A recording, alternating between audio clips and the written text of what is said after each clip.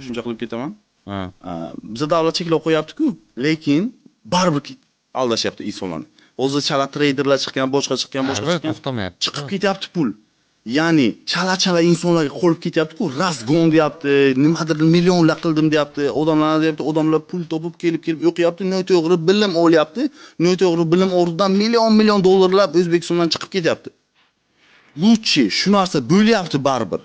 Shuni qonunlash. Qonunlashtirib, to'g'ri bilim beraylik. Men aytayapman, do'stlar, nechta trader bilan ko'rishdim. Do'stlar, sizlar noto'g'ri qilyapsizlar, xalqni aldayapsizlar. Xalqni aldayapsizlar deb chiqsam, xalq menga o'qilyaptiki, u bizani o'qityapti, o'rgatyapti, u milliard dollar ishlagan deyapti. Lekin tushunmaydi, mohiyatiga borib bilmayapti xalqimiz. Lutchi men aytayapman. To'g'ri bilim beraylik o'shalarga.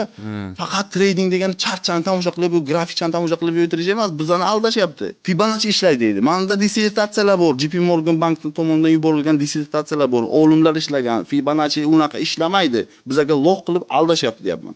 Lutchi biza to'g'ri bilim beraylik, baribir fuflo odamlar noto'g'ri bilim beryapti. Yeah, drinking dope, turn me to a superhero, yeah.